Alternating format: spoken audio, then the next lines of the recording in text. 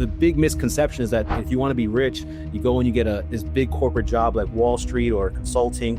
And so that's the kind of path I made. I did thinking that this is the life I wanted, but I was literally a slave to corporate America, working 80 to 100 plus hours a week on average. This podcast is for informational purposes only and does not constitute financial, legal, or investment advice. Please consult a professional advisor before making decisions based on what you hear on this show. Welcome to that Wall Street Tribe. Excited to introduce to you Mr. Sayam Ibrahim. Sayam, good to have you, man. What's up, guys? I'm excited to be here. Appreciate you guys having me on. Yeah, Sayam, I've heard a lot of interesting stories. Our tribe knows I love to ask the tough question right out of the gate. This one may be the top. Like, I don't think I've ever heard a crazier reason why somebody left their job than yours. So I'm taking you back. I think you said it was like 2010-ish. And you're getting ready to get married. You've already let the job know in advance, months ahead. Hey, I'm going to be getting married. I'm going to need to be off for a couple of weeks. And the week prior, you're having a conversation with your boss just to remind them, right? Sometimes as business owners, we know people tell us things and it goes in one ear and out the other. And you say, hey, just heads up, next week's my wedding. What did your boss say and ask you to do? Yeah, he did exactly the opposite of what I thought he was going to do. He said, hey, we're really busy right now. Do you think you can reschedule that wedding? Yep. Can you believe that? There's no way. There's no way he said that, Saint. Yep. He said, we're really busy right now. We can't afford to have you take these days off right now at this point in time. You think you can reschedule? And it was that moment that was the crossroad for me. And I had to decide, is this how I want to spend the next 20 years of my life? Right? Literally living to work, or do I want to work to live? And so I quit Wall Street cold turkey. How many summers do you have left with your kids? 10, maybe less? And are you spending them together, or are you still stuck in the office while time slips by? You want freedom. That's not the problem. The problem is you don't have a system that buys back your time. Without it, 3 years from now, your kids will be older and they won't care that your business was more successful. They'll remember you weren't there. That's why we built the Passive Income Operating System, the plan we use to create over $50,000 a month in passive income. The system isn't free, but the training that shows you how it works is, and it's under an hour. Go to wealthwithoutwallstreet.com/PIOS. Take the first step to buying back your time now. Just for context, how long had you been in the job? I mean, just like been there a couple months and now you're asking off and it's like, oh, well, that's kind of understandable. Like, we can't have you do that. Nope, I had been there for years. I had even interned while I was in college at this company. So it wasn't a short-term thing. I was a huge supporter of them. I would go out on the, the college trips with them to go and recruit people. So I was all in. I went onto Wall Street not because that's what I want. That was my passion. But, it's the way to make money, right? The big misconception is that if you want to be rich, you go and you get this big corporate job like Wall Street or consulting. And so that's the kind of path I made. I did thinking that this is the life I wanted, but I was literally a slave to corporate America, working 80 to 100 plus hours a week on average. Oh, okay. Yeah, I was about to say, you were probably one of those slackers then, working 20, 30 hours a week. No, 80 to 100 hours a week. Okay. I can't even imagine, like Russ knows I'm ambitiously lazy. I'm pretty sure I could manufacture 80 to 100 hours worth of work a week. I mean, what was that lifestyle like? Oh man, it was horrible. I had to be in office at 5 a.m. every single day because at 5:15 we had an international call. Right, we had a team in Asia, a team in Europe, and of course, me being the junior person on the team had to lead that call, right? While everyone else is still getting ready at home coming in. And so 5:15 call, so I had to be on point, be ready to deliver that. And then, if I got off at 11 p.m. at night, that was an early night for me. And that was a good night. I was excited to come home and be able to get a decent night's worth of rest. So it was absolutely a tough time. I remember after being there for just over a year, I had a migraine for like a whole week straight. And so I went into the emergency room because I didn't know what was going on. And after 3 hours in the emergency room, they gave me a Tylenol or a really, strong Tylenol and said, hey, buddy, you're just stressed. You need some time. Right. So yeah, that was my lifestyle. If that puts it in perspective. So you're working 80 to 100 hours a week. You're doing this for 3, 4, 5 years for this firm. You say, I need a couple of weeks to go and, get married, go on a honeymoon. All of us have experienced that. And they're like, nah. Okay, so you're internally having to figure out, what am I going to do? Who's the first person you reach out, like with this, like, what am I supposed to do here? Because I'm sure like there's a lot of pressure. You're making really good money at this time, and you're like deciding what you probably assume is your future life. Like, like we don't know because that's the first job out of college. Yeah. Who's your first call, and what did they tell you? Look, first person I called was my dad, right? My father. And I said, hey, Dad, look, I'm in this predicament. What do you think I should do? And he said, hey, you don't say no to your boss, right? And when I ended up leaving Wall Street, my dad practically disowned me for a while, because he said, you threw your entire future away. You literally threw our entire family's opportunity to becoming a millionaire away, right? And, he was furious. I had to earn back his trust and earn back his support, because he thought that all the years, all the hard work that he put to make sure I went through college and ended up graduating to get this dream job was literally thrown away off of a whim. And so, it was a really stressful time. Well, and that's, I know that's not the story that Joey and I have, but we've heard so many people in our community that have that, like that they were the first ones and everybody was banking on them to make it. And if they didn't make it, like, so by you walking away, it was like, oh, they were all failing. And that's hard for some people to hear that story, to think your dad would have been like, yeah, of course you leave that job. So you're having to say no to the boss. You're having to say no to family. Yep. What I do. Talk about what you did next. And there is a redemption story here, Tribe, by the way. That's the reason I answer here. It isn't all bad. What happened next, man? Yeah, look, so, it took a little bit of time to figure out what I exactly wanted to do. But, growing up, my dad was in car sales. So I knew how to sell cars and sell motorcycles and things like that, because my dad had me when I was 14 years old, selling cars in the weekend. All right. He'd bring me to work with him. So I did that for a little bit. We tried to figure out how to, sell some cars, sell some motorcycles, see if I can flip a few here and there. And then we ended up landing on a house in Newark, New Jersey. My brother found this house in Newark, New Jersey. He's like, Sayam, we need to buy this. This is a great deal. And I was like, well, how do you even know? He's like, well, it's a really ugly house surrounded by beautiful homes. So it's got to be a deal. Right? That was his whole formula, right? The whole model. And so, I said, you know what? I support you. Let's do it. So we didn't have all the money to do the entire deal at the time. So we were resourceful. My brother got a title loan in his car. When it had some credit cards, got some cash advances in my credit card. We went all in on this deal, and it worked. We bought it, renovated, and sold it, and made $60,000 on our first real estate deal that we did as a flip in Newark, New Jersey. And I mean, my story, I've done a lot of deals after that. Wow. So this is just you and your brother bootstrapping, figuring it out. Like, I mean, be honest, I think that's why Russ's wife married him, because she saw him in a sea of all these guys in college. And she's like, he's really ugly, but he's a deep, like he's a the fixer upper. Is that what you're saying? Yeah.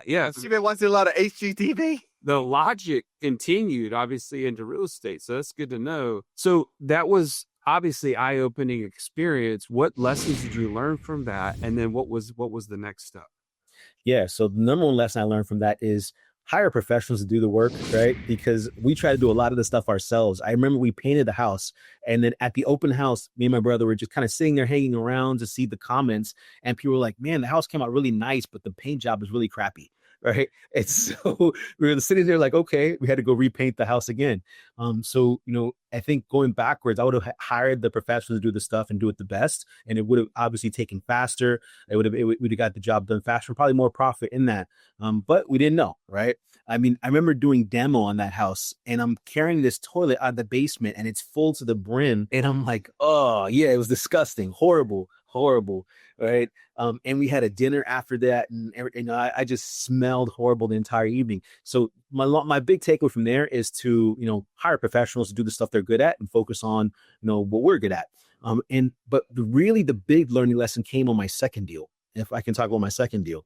So the first deal, we made $60,000. The second deal, I lost everything I made on the first deal. Yeah. Oh, no, that's not good. No, it's not good. And here's the kicker, right? I told you, I just got married, right? So this is about a year and some change later. And my wife is now pregnant with our first kid. So I'm like, all right, I don't have insurance because I quit my job, right? There's no income coming in because I just gave it all away. I'm supposed to be bringing money to the household, not taking it away. So I fell into kind of like a depression, you might say. Because I'm like, What am I doing? Did I make a mistake? Is my father right? All these things were kind of going through my head. And I believe that if you're going to start a business, you need to have a good rock and a support system. And my wife has been just that, right? She knew I really believed in real estate. She knew that I wanted to do more of it and said, look, if you really want to do this, I think you should learn from somebody that's done this before and not try to, make your own footsteps or follow footsteps that are proven, right? And that's exactly what I did. I went out and found a mentor and learned all these systems and how to analyze, because the reason I lost in that second deal is because I listened to what someone told me and wasn't able to verify, right? So the realtor told me I could sell the property for $250. I sold for $200 after I renovated it. The realtor said this looks like a $30,000 rehab. It was an $80,000 rehab. All right. You add that and then trying to find the money to finish it because I wasn't, flush with money at the time. Right. It just extended the project and it was a huge loss. Everything I made on the first one plus some. And so, I went and found a mentor. They taught me the systems, how to analyze, how to figure out what it's worth. And, long story short, if I can share with your audience, I've now been doing real estate for almost 15 years. We've done over 1,400 real estate deals since then. So it was definitely the right decision.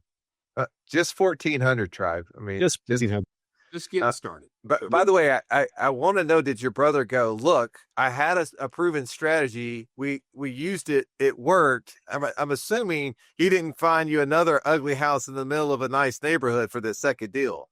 No, he did it. The second deal, actually, it's a funny story. I'll tell it because I think you guys will enjoy it. The second deal actually bought through a realtor, and it was like an online auction. And we toured the home. And I remember, I told my wife, I said, hey, don't bid past $75,000 in this home, right? Because that's where we need to be. And then I go and do whatever I need to do and came back. She said, we got the house.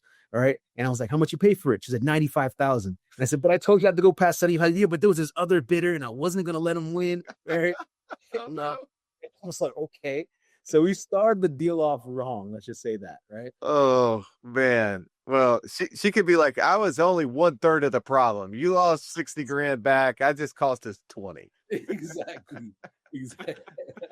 All right. I want to dive into the 1,400 deals, right? Like there's a lot of things that you've learned across that 1,400 that the person listening to you hasn't done the first deal.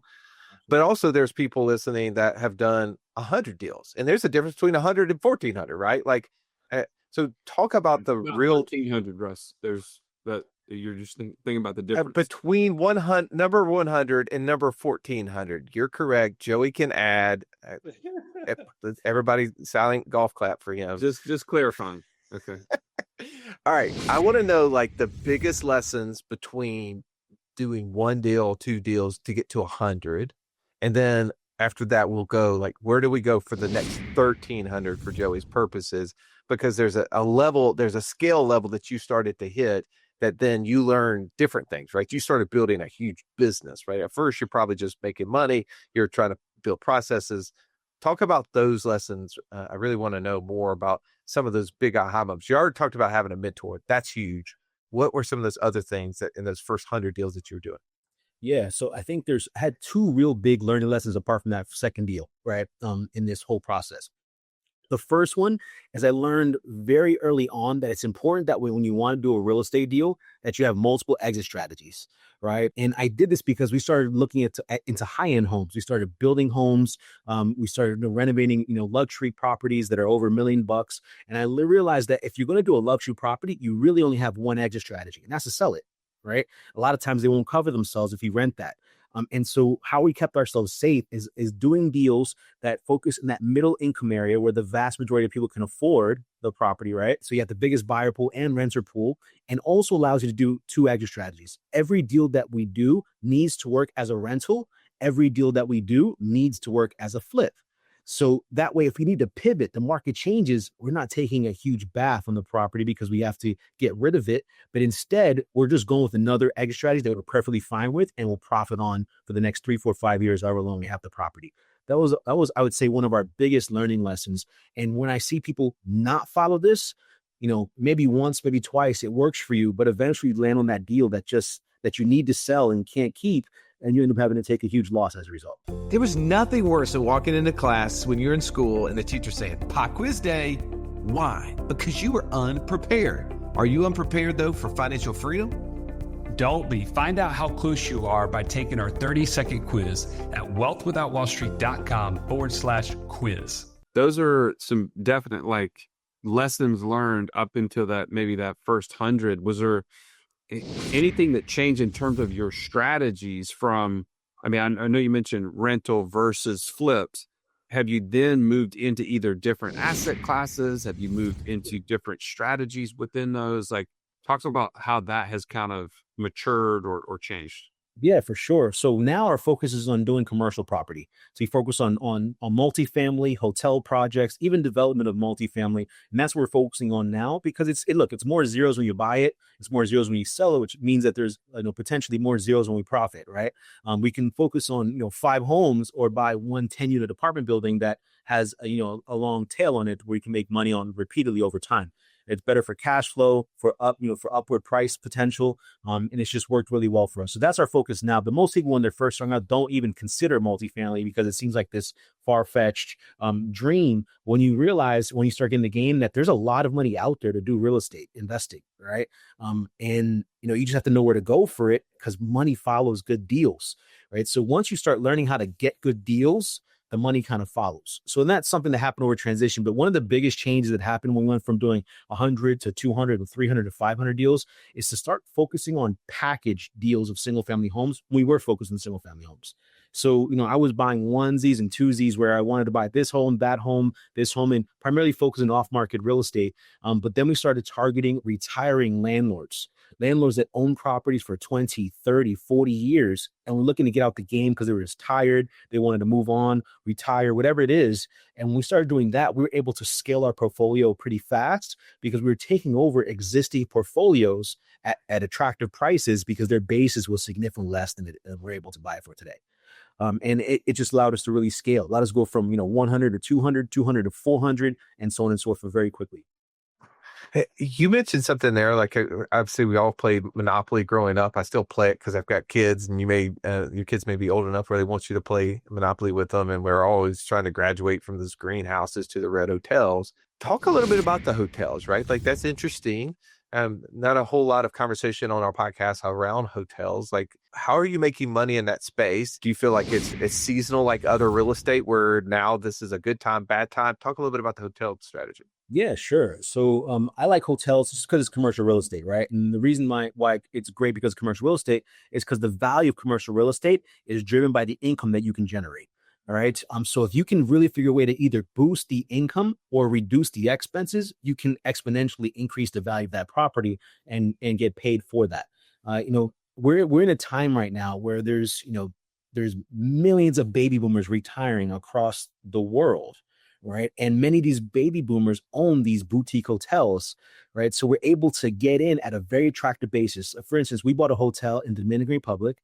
I'm half Dominican, half Ethiopian. So I always wanted to invest in my roots. We started in the Dominican Republic, and then, we will be going to Africa soon. But we targeted same strategy, retiring landlords, baby boomers that own these properties for 25, 30 years. And we found a hotel that was significantly undervalued because it had deferred maintenance. The guy was tired. He was sick. He just couldn't maintain. It's a 71-room hotel with a restaurant and retail spots. It was too much for him to do. And so we were able to get in, creatively structured the deal where we didn't need to bring all cash for it because he didn't need all the cash now, just needed enough to do his next thing, and go through their exit strategy and increase income through various ways. So selling condos on the property, doing long-term rentals, doing short-term rentals, raising the rents on the retail spot to really maximize the net operating income so that we can increase the value. And so we bought it for $2 million, spent about $1 million on it, and then it recently got valued at about $6 million. So a double in value because of this strategy that we're targeting and boosting the income on the property. Well, that's pretty impressive. Like you're jumping into a lot of different things there. You got retail, you got commercial, you got restaurants, and you got a foreign country. I know it's not, it's a country that you're familiar with to some degree, but still there's an element of like, how am I going to do this deal? What are those big things? Of course, we're going to hang up and I'm going to tell Joey we should go look for a boutique hotel that we can buy, because that's it's the idea guy, not good idea guy, right? So Sayam, tell me, what do I need to know when I'm buying a hotel Like, what are those challenges that you've had to overcome? I know you talked about, raising rents, decreasing expenses, but like, what's that thing that nobody thinks about in a hotel that you had to find out and be that first one and have to, strive through it? Yeah, look, hotel has a lot of moving pieces. There's employees there, right? There's a lot of expense that you're not thinking about, like even just the utility expense. I remember when we first bought it, we didn't factor in how much water people waste at a hotel. They don't care because they're not paying the bill, right? Until we had to implement systems like automatic shutoffs after a certain amount of time, where it'll turn off by itself, the water. Not necessarily they can turn it back on, but people will just leave it running in the shower and then go do other stuff. And then we learned this the hard way.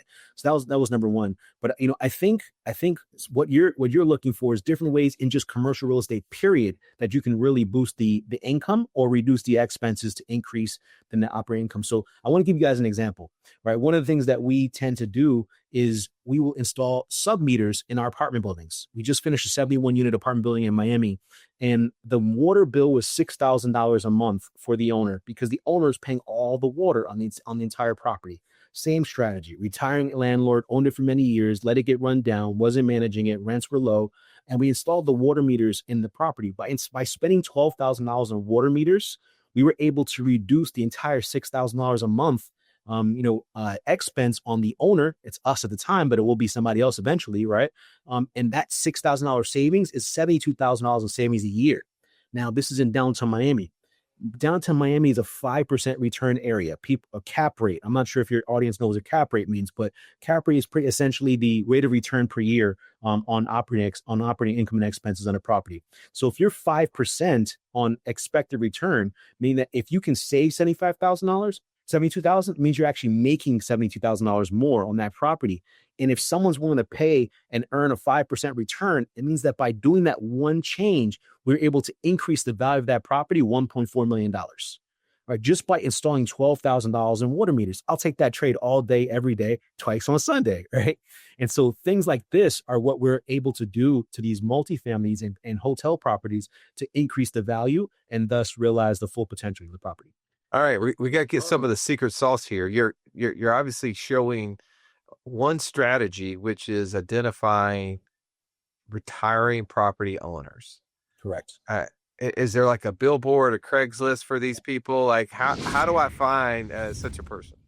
Yeah. The first thing I do, if you have a property appraiser, auditor site, whatever, department reports on property information in your county, you go there and you can look at the property. You can do searches, you can do queries. They even most people have a GIS department in the county where you can do property searches or gather data together. And you can literally go to the site or go to the GIS department and say, I want a list of any property in this county that has not sold in the past 25 years or 30 years or 40 years, however far back you want to go. And then you get that list and now you go to the same auditor site to find out who the owner is. All right. And if, and many times, like, let's just say single family homes, because most people start with single family homes. We're talking about commercial, single family homes. If someone is living in a property or it's a rental for a property and you're trying to contact that owner, there's something you can skip trace it. You can, find the owner's name and send them a DM on Facebook, right? There's so many different ways to reach out to the owners. But one of the best ways that I've found to find the property owner is you go to Home Depot, you buy a for sale sign and you put in the front yard, right, of their property. They will call you. They may curse you out at first, but they will call you. If it's a tenant, they will call you and they say, what is my property for sale? I'm like, oh, I'm sorry. My team was supposed to put it on a house down the block, right? They supposed to put it on their own property. But, I was actually trying to get in contact with your landlord. Do you have the phone number that you can pass me? Because we're trying to do some business together. And they'll give it to you because they're freaking out, right? So it's just a great way to, and if it's the landlord that calls you, then you have the person you want to speak to on the phone. You just got to talk them off a ledge and make a deal. So there's so many different strategies. I mean, this goes on for days, but it really works. You talk about building an airplane on the way down after jumping off a cliff. I love that. All right, Stallion, I'll let you jump in there. Well, so I want to go back to this idea on the hotel side. Talk about the differences of just your standard commercial type deals that you were doing before, primarily, and you still are, sounds like, apartments and other things. Yeah. Those run more like a business, less like a hospitality business. Sure. So talk about the challenges of what you have to consider before you go into the hospitality business. What do you have to do differently, think differently? Like, help me understand what that investor needs to be like or do differently. Yeah. Look, actually, the deals are run very similar. There's just more people involved, right? So you just have to be willing to manage people, and people can be sometimes tough to manage. So we've had to go through many people to find the ones that we really like and want. I also believe in putting an on-site manager that actually lives at the property so that they see what's going on all the time. And what I like to do is actually give that manager some vested interest in the property. So we give them equity in the property, whether even it's just 1% or 2%, in addition to what they're making on their as a salary.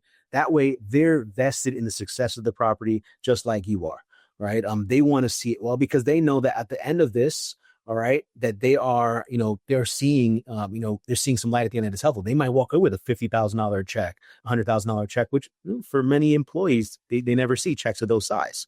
And that has been a game changer for us, is getting them, tied into the profit of the deal, not only their salary. What about other things that you figured out in a hospitality business that equates to higher NOI versus it's really not available in an apartment complex deal? For sure. We'll sell experiences. So there's excursions and experiences that you can sell. We'll do weekend parties at the hotel. We'll charge entrance fees and have parties at the pool. And we'll charge anywhere from $20 to $50 entrance fees. All this adds to your bottom line at the end of the month and at the end of the year, right, on your NOI. There's so many different things, but one of the biggest strategies that we found to really boost the value of the hotel is we tend to go in and condo the hotel, right? We'll do the same thing with the multifamily space as well. Where we'll go in, we have a 71 room hotel. The value of the property off of the NOI is $6 million today, right? We went in and we separated into 71 separate condos. Now we're not looking at it on an income basis. We're looking on a comparable basis. What are the condos selling for in this neighborhood? And we were able, and the number is about $110,000 a condo in the Dominican Republic in this neighborhood. So now it's no longer 6 million. It's over $7 million in value. We just, by spending $10,000 to $15,000 doing condo docs with an attorney, we gain an extra $1 million. So when you put all this stuff together, right, you can really have a lucrative business investing in commercial real estate because there's so many different exit strategies. This goes back to what we talked about earlier, finding deals in multiple exit strategies. So just so I'm clear, you're talking about still operating it as a boutique hotel, but reclassifying it as 71 individual condos? Absolutely. You need liquidity, you sell a few condos, right? You need cash to do upgrades, you sell a few condos. Or you can sell all the condos and just manage the property and get management fees without having the actual ownership expenses. So there's so many different ways you can do it when you're talking about, commercial real estate and hotel projects. I'll give you an example. The same thing happens for multifamily. We bought a 30 unit in Urbana, Ohio, which is a suburb of Dayton. 30 units, we paid $60,000 a door for the property, and that's what the market value was. What we realized is that there are condos in the neighborhood identical to ours, 3-bedroom, 1-bath, 1,100 square feet, selling for $140,000 to $160,000 a door. So we separated. It cost us $20,000, survey, plans, and then having an attorney do the condo docs association. And we spent $20,000, and now it immediately appraised for $155,000 a door. 2.5 times the value by just spending $20,000 without any renovation because it was already in good shape, right? And these are thinking outside the box. When you think outside the box, you'll make the profit and do the deals that other people never even see because they're all looking in this one little box. Oh, I love it. There's a passage in the Bible that says, "My people will perish for lack of vision." And while this is not biblical, we're talking about, but you're casting vision and creating ideas that is then allowing there to be opportunity, right? The opportunity is truly in the eye of the beholder. And I think too oftentimes we don't spend enough time around people who are helping us see bigger pictures. And being on this podcast with you, man, you've opened my eyes and everyone listening, I'm sure, as to what's possible for people who want to engage and follow you further. Where would you send them? Yeah, so Instagram, it's iam.sayam, SAYAM. That's my name. All right. Also on TikTok, it's iam.sayam and then the number 1. All right. There's only one of me. And then, and I recently started my podcast on YouTube. So if you search my name, it'll come up, and follow, like it, subscribe, or share it, and look forward to helping all you guys get started in the real estate business. All right, well, man, thank you so much for coming on. It's been a true pleasure. My pleasure. Thank you. All right, tribe, you got to hear some more ideas and open up your eyes, hopefully, to what's possible. If this is a strategy concept that you want to follow, you need to be following Sayam, because he's talking about this in a lot of different mediums, as he said. If this is something that someone needs, pass this along to them. Give them that opportunity that maybe that you didn't have prior to listening to this, by having them be able to hear this episode as well. Thank you for listening. Have an amazing day. This has been the Wealth Without Wall Street podcast. Don't forget to subscribe to the show to break free of the Wall Street mindset and begin building wealth on your own terms in places you understand, so that your wealth will never run dry. See you next episode.